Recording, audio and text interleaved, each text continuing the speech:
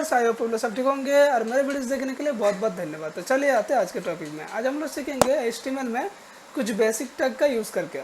जैसे कोई भी वेब पेज बनाने के लिए सबसे पहले हम लोग को बनाना पड़ता है बॉडी बनाने के बाद इसके बाद हम लोग कुछ उसके अंदर और कुछ ऐड करना चाहते हैं, वेबसाइट को कुछ कलरफुल देना चाहते हैं, तो हम लोग को थोड़ा CSS का यूज़ करना पड़ता है। और अगर CSS में जैसे आप कोई फॉर्मेट को कलर कर सकते हैं, देन आप थोड़ा डायनेमिक भी बना सकते हैं। और अच्छा क्रिएट करने के लिए हम लोग जावास्क्रिप्ट या PHP का कोड यूज़ करते हैं। तो सबसे पहले हम लोग के जो बेसिक टैग होते हैं HTML का, सबसे पहले वो जानना पड़ता है। तो छोटा छोटा यूज़ करेंगे हम लोग और एक पैराग्राफ लेंगे, उस पैराग्राफ के ऊपर भी हम लोग सब कुछ अप्लाई करके देखेंगे। तो चलिए आते वीडियो में। तो फर्स्ट हम लोग बेसिक जो टैग होते हैं HTML से स्टार्टिंग होते हैं हम लोग का। देन इसके बाद हम लोग लेते हैं हेड, इसके बाद हम लोग टाइटल देंगे। टाइटल में आप जो कंटेंट के बारे में बनाना चाहते हैं उस कंटेंट का नाम देना पड़ता है यहाँ पे। तो हम लोग यहाँ पे दे देते हैं डेमो क्लास बोल के।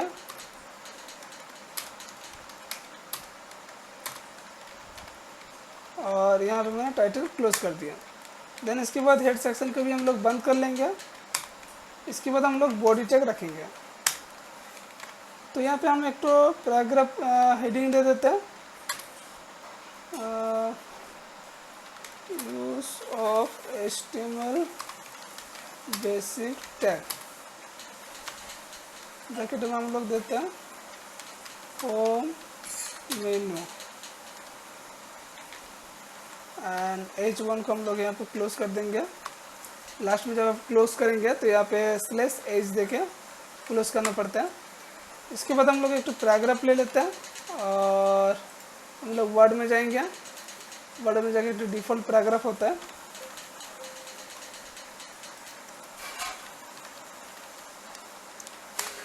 इस पैराग्राफ को हम लोग कॉपी कर लेते हैं। चलिए इसको मैंने पूरा कॉपी कर लिया, पेस्ट भी कर दिया। देन यहाँ पे हम लोग पैराग्राफ को बंद कर देंगे क्लोज करके। और हम लोग यहाँ पे बॉडी लिए थे तो हम लोग बॉडी भी क्लोज कर देंगे। और HTML में लास्ट में आपको क्लोज करना पड़ता है। देन इस फाइल को आपको सेव करना होगा। तो यहाँ पे हम लोग सेव एज में जाएंगे या सेव में भी जा सकते हैं। तो डेस्कटॉप में सेव करेंगे। फाइल का नाम दे देते हैं हम टास्क, अच्छा ऑलरेडी दिया हुआ है, डेमो क्लास .html। जब आप फाइल का सेव करेंगे तो इसका जो एक्सटेंशन होता है वो .html से होता है। तो यहाँ पे फाइल का नाम आप कुछ भी दे सकते हैं। देन देने के बाद .html आपको देना होगा। देन इसके बाद चलिए सेव कर लेते हैं। अब यहाँ पे एक बार आउटपुट हम लोग देख लेंगे जो ठीक ठाक मेरा पैराग्राफ आया कि नहीं। तो ओपन विथ में जाके आप बहुत सारा ऑप्शन है, इसमें भी ओपन कर सकते हैं। तो यहाँ पर हम गूगल क्रोम ही ओपन करेंगे। तो यहाँ पे देखिए मेरा हेडिंग सेक्शन में जो दिए थे वो मेरा आ गया एंड पैराग्राफ में जो दिए थे हम पैराग्राफ, वो पैराग्राफ भी आ गया। तो सबसे पहले चलिए हम लोग पैराग्राफ को थोड़ा सा मैंने बड़ा किया। अब यहाँ पे फर्स्ट हम लोग यूज़ करेंगे ये जो टेक्स्ट है, टेक्स्ट को थोड़ा सा हम लोग बोल्ड करना चाहते हैं। तो बोल्ड करने के लिए तो यहाँ पे सबसे पहले आपको देना होगा B टैग का यूज़ करना होता है। और जहाँ तक आप बोल्ड ख़त्म करेंगे वहाँ तक आपको बोल्ड क्लोज करना होगा। तो यहाँ पे हम लोग आइटम्स तक बोल्ड को ऑफ रखना चाहते हैं। तो यहाँ पे स्लैश देके B। देन चलिए एक बार कंट्रोल-S कर लेते हैं, एक बार ऑन करके देखते हैं बोल्ड हुआ कि नहीं। तो चलिए यहाँ पे देखिए वर्ड बोल्ड हो चुका है। इसके बाद दूसरा हम लोग देंगे, इस टेक्स्ट को हम लोग इटैलिक करना चाहते हैं। तो इसके लिए हम लोग क्या देना होगा, यहाँ पे आई टैग देना होगा। कहाँ तक हम लोग इटैलिक देंगे, मान लीजिए ओवरऑल लुक तक हम लोग इटैलिक करना चाहते हैं। तो यहाँ पे आई टैग हम लोग क्लोज कर लेंगे। देन फाइल को सेव कर लेते हैं। चलिए एक बार देखते हैं। देखिए इस टेक्स्ट को इटैलिक हो चुका है। इसके बाद हम ऑफ योर डॉक्यूमेंट, ये जो वर्ड है इसको हम लोग स्ट्राइक थ्रो करना चाहते हैं। तो इसके लिए क्या करना होगा, यहाँ पे हम लोग लिखेंगे DEL। चलिए फुल स्टॉप का आगे तक कर लेते हैं हम लोग। डेल हम लोग यहाँ पे क्लोज कर देंगे। चलिए सेव कर लेते हैं, रिफ्रेश। देखिए यहाँ पे स्ट्राइक जो हो चुका है। इसके बाद हम लोग यू से लेके अंडरलाइन देना चाहते हैं। तो इसके लिए हम लोग देंगे यू टैग का यूज़ करेंगे और क्लोज हम लोग इस पेज तक कर देते हैं /u। चलिए सेव कर लेते हैं। देन एक बार रिफ्रेश करेंगे, यहाँ पे देखिए अंडरलाइन हो चुका। तो यहाँ पे कॉमा कॉमा है, इसलिए आपका देखिए लाइन एक साथ नहीं आया है, इसलिए तो थोड़ा सा आप अगर हम लोग कॉमा हटा देंगे तो ये लाइन एडजस्ट हो जाएगा सबके साथ। चलो देखिए लेते हैं हम लोग, यहाँ पे मैंने कॉमा हटा दिया, इसमें भी हम लोग कॉमा हटा देते हैं, इसमें भी कॉमा हटा देते हैं, इसमें भी कॉमा और इसमें भी कॉमा हटा दिया। चलो एक बार सेव कर लेते हैं। देखिए नेक्स्ट आते हैं, हम लोग इस टेक्स्ट को हाईलाइट रखना चाहते हैं, तो हाईलाइट करने के लिए हम लोग यहाँ पे देंगे मार्क, देन हम लोग डायग्राम्स तक हाईलाइट करना चाहते हैं, तो यहाँ पे मार्क हम लोग क्लोज कर लेंगे। चलिए सेव, रीलोड एंड रिफ्रेश। देखिए यहाँ पे हाईलाइट हो चुका है। इसके बाद मान लीजिए इसमें से विड्थ तक हमको टेक्स्ट को थोड़ा सा बड़ा करना है, तो कोई फॉन्ट साइज लेके नहीं, थोड़ा सा जस्ट बड़ा करना है, बिग साइज। तो यहाँ पे हम लोग सिंपली लिख देंगे बिग,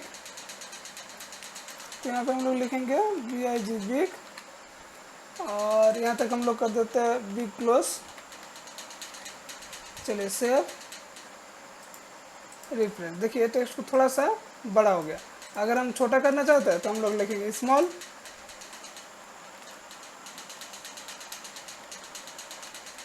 देन यहाँ तक हम लोग क्लोज कर देते हैं स्मॉल को। फाइल टू सेव, चलिए रीलोड एंड रिफ्रेश। देखिए टेक्स्ट थोड़ा सा छोटा हो गया। देन अब हम लोग आते हैं सबस्क्रिप्ट एंड सुपरस्क्रिप्ट इस फॉर्मूला में। तो यहाँ पे हम लोग फिर एक तो पैराग्राफ ले लेते हैं, एक सबस्क्रिप्ट का दे देते हैं, जैसे SO4 पैराग्राफ क्लोज, और एक तो दे देते पैराग्राफ पावर फार्मूला के लिए A + B + 2AB + B square. चलिए यहाँ पे पैराग्राफ हम लोग क्लोज कर देते हैं, और यहाँ पे P मेरा हो जाएगा स्मॉल लेटर,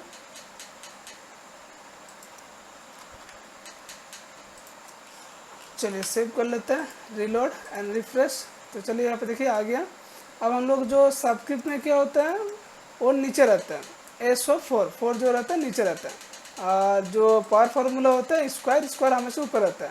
तो एक हम लोग लगाएंगे सबस्क्रिप्ट का फार्मूला, एक लगाएंगे सुपरस्क्रिप्ट का।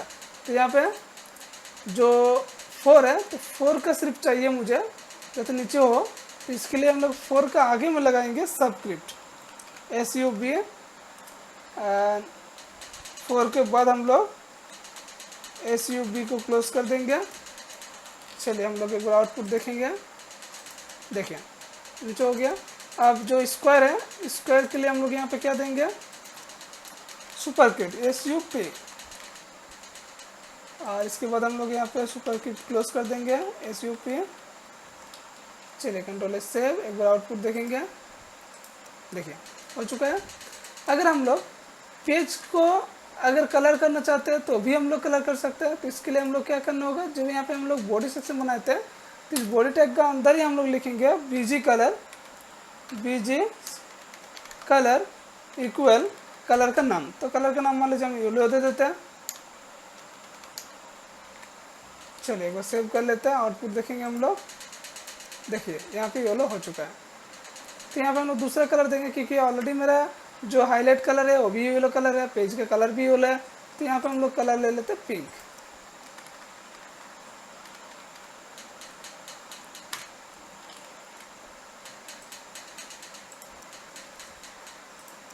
ये हो गया चेंज। मान लीजिए आप कोई फॉन्ट का साइज बड़ा करना चाहते हैं, तो इसके लिए हम लोग क्या देंगे, जैसे यहाँ पे मैंने SO4 लिखा, SO4 को थोड़ा सा बड़ा चाहिए इससे, तो यहाँ पे बिग साइज तो हम लोग ऑलरेडी दे सकते हैं, लेकिन एक्चुअल जो जितना हम लोग साइज इस हिसाब से रख सकते हैं वो भी हम लोग मेंशन कर सकते हैं। तो चलिए दिखाते हैं हम। तो यहाँ पे मैंने क्या दिया, मुझे SO4 को जो साइज है सबको बड़ा करना है। तो यहाँ पे हम लोग तो इसे हम लोग पीटेक का अंदर ही लगाएंगे स्टाइल देके। तो ये थोड़ा सा हम लोग का CSS का इनलाइन कोड जा रहा है, ठीक है। तो यहाँ पे हम लोग लिखेंगे स्टाइल इक्वल, डबल इन्वर्ट के अंदर रखेंगे फॉन्ट साइज। फॉन्ट साइज हम लोग कितना देना चाहते हैं, तो मान लीजिए हम यहाँ पे दे दिया 24 पिक्सल, यहाँ पे सेमीकोलन देंगे एंड डबल इन्वर्ट को क्लोज कर देंगे। चलिए एक बार सेव करके देखते हैं, आउटपुट देखेंगे हम लोग। तो देखिए साइज बड़ा हो गया।